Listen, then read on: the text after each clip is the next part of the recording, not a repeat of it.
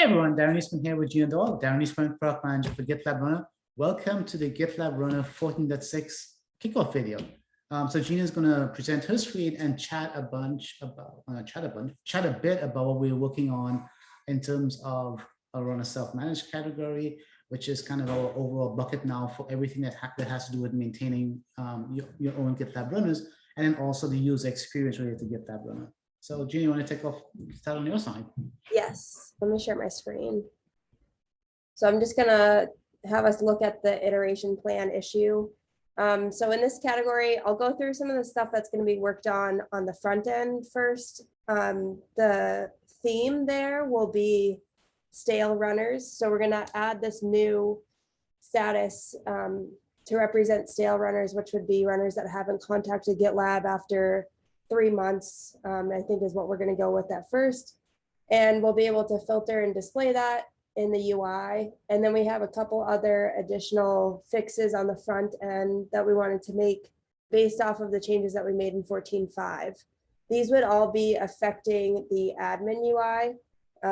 So it's mostly things that we saw as problems within the table, and that will allow us to enhance our filtering capabilities a bit more, and then set us to add some more features in this area in the future. I'm going to hop back over to the iteration plan. The other thing that I'll talk through is the UX area. So one of the big things that we worked on in 14.5 was improving our runner configuration details. And it was a pretty large design task that we came up with. I'll just show a little sneak preview here, where we're editing the edit view and read-only view when you click into a runner. So now you can differentiate those two and have some more room with data that will really impact the actions that you want to take on that runner. So we'll just, we'll have to do solution validation for that with users to make sure that those changes are or resonate with users right now. And then the last one here is there is a stretch, which is updating our empty state when there's no registered runners, which is something that today I think we just say no runners available. So it would be updating that to be more informative. And then we also wanted to work on the UX vision part 2, which is more around CI job queues and being able to like show that in the UI, and we'll build on top of the vision that we did last time. And I believe that is all for the UX area. So that is, again, mostly just focusing on self-managed when you're looking at the admin UI and that table there with the runners. I'll pass back to you, Darren. Oh, wow, yeah, super exciting. And again, Gina, again, as always, thanks to you and Miguel for driving forward this strategy for us on self-managed. It's just really awesome seeing some of the iterations of what's coming out from the vision on that. So I really appreciate it. So less interesting stuff, less UI stuff. I'm just going to quickly cover what's happening in the Runner Core category and a quick update on what's happening in the Runner SaaS category for 14.6. So in 14.6 and Runner Core, under our tech debt heading here, one of the key things that we have to get done is some housekeeping, which and that means we have to update our Go version. And so this is what this issue is here. In the Runner Core and the subcategory of bugs, there are a couple of different things happening under the bug subcategory. First, we have a new bug that came in for our PWS executor, or PowerShell executor in this case. We labeled this a priority 1 bug, so it came in a few weeks ago. And so because it's a priority 1 bug, it got ahead of the queue, and it's something we want to get resolved in 14.6. We also have this goal as part of our FY22 Q4 OKRs.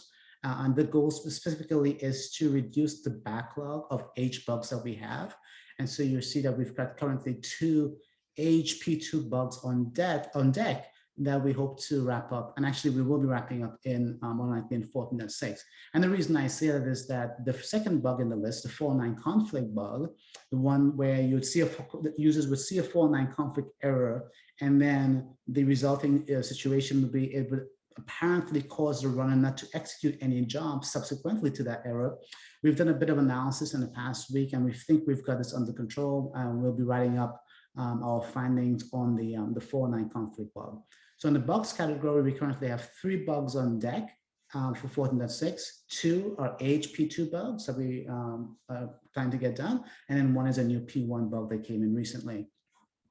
In terms of new features, as you can see under the new features category, there's quite a few things happening here, but let me see if I can just kind of pass this out. From a compliance theme perspective, the key new feature for us in Runner Core in 14.6 is launching or releasing, I should say, a FIPS compliant runner for GitLab Runner. This is part of our FIPS compliance initiative here at GitLab, and it's also tied to an FY22 Q4 OKR. So the goal is at the end of 14.6, we have a FIPS compliant runner for GitLab Runner.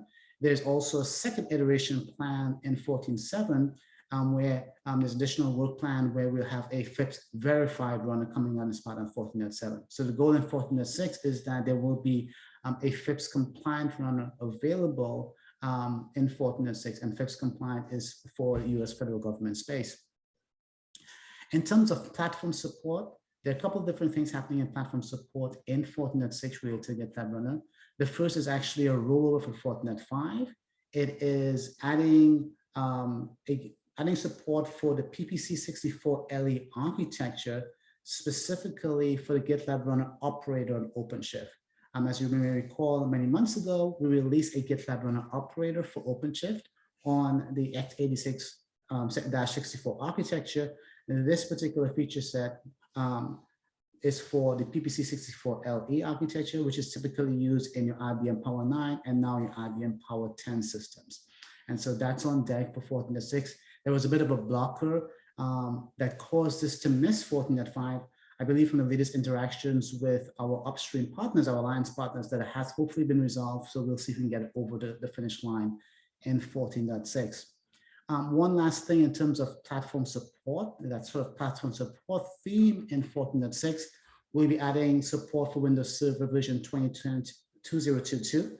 I'm totally not keeping up with the different naming conventions of Windows these days, but we're adding support for Windows Server. I know for folks in the community that may be looking at this video, we have had a lot of feedback that we need to improve our cycle times in terms of how quickly we add support for a new version of Windows Server. So we're certainly taking another look at our policy and our processes around that to try to improve that cycle time. But at least for 14.6 right now, we do have the work on deck to add support for Windows Server version 2022 to the GitLab Runner code base. The last couple of things I just want to call your attention to in 14.6 that doesn't necessarily fall very nicely into the, sort of an overarching theme or one of the categories I just talked about, but I think it's pretty interesting. The first one is we're working on adding interactive web terminal support to the GitLab Runner Helm chart. So this is really interesting. It was created 3 years ago. It's a really interesting feature. It's going to add a lot of interesting capabilities to GitLab Runner from a Kubernetes standpoint. And then the other interesting feature as well is, and I know I've talked a bit about this in the last couple of kickoff meetings, is this work that we have embarked upon to resolve the issue where if you're using the GitLab Runner and Kubernetes Executor, there's a situation where all runner pods that's created by the executor may hang around, may not be cleaned up correctly. And there are a number of there's been a lot of analysis as to the particular situations that may cause that. But what's interesting in terms of some of the work that we're doing to resolve this is that we're pretty close in addressing this capability, addressing this situation. And more specifically, we're actually doing it by introducing net new capability. And so hopefully we can get this first version of what we're calling the pod garbage collector, which is a standalone utility that will work in conjunction with GitLab Runner. So hopefully we can get it shipped out in 14.6. I think that's a really interesting piece of capability because again, it shows our long-term investment in Kubernetes as our auto-scaling solution. And then we're actually taking it a step further by doing some more innovative stuff in terms of, hey, what does a GitLab Runner need in terms of managing its environment in Kubernetes? And so that the pod cleaner work that's solving these two feature sets or these two capabilities is super interesting from that standpoint. So Runner Core, we have, again, our continued focus on bugs, so that means SLO, And then we have a smattering of new features in terms of platform support, and then one compliance feature, which is a very super important compliance feature, FIPS compliant in 14.6. Finally, I noticed that's a mouthful for Runner SaaS, i.e. the GitLab runners that are hosted on GitLab SaaS or gitlab.com. No new features are currently planned in 14.6. The Mac OS beta is still ongoing. So if you're a user or customer interested in that, you can continue to sign up for the Mac OS beta. As of right now, no new features and capabilities planned in Runner SaaS and 14.6. So Gina, any parting words? That's all I have to share. Anything else to add? I don't think so. Have a lot in 14.6. It's exciting. Yeah, it's a lot of stuff. Again, my appreciation to the Runner team and Gina and Miguel for all of the great work in moving forward the strategy to improve the macro user experience for all things related to managing runners. And so looking forward to the future iterations, and see you next time, next Kickoff call. Cheers.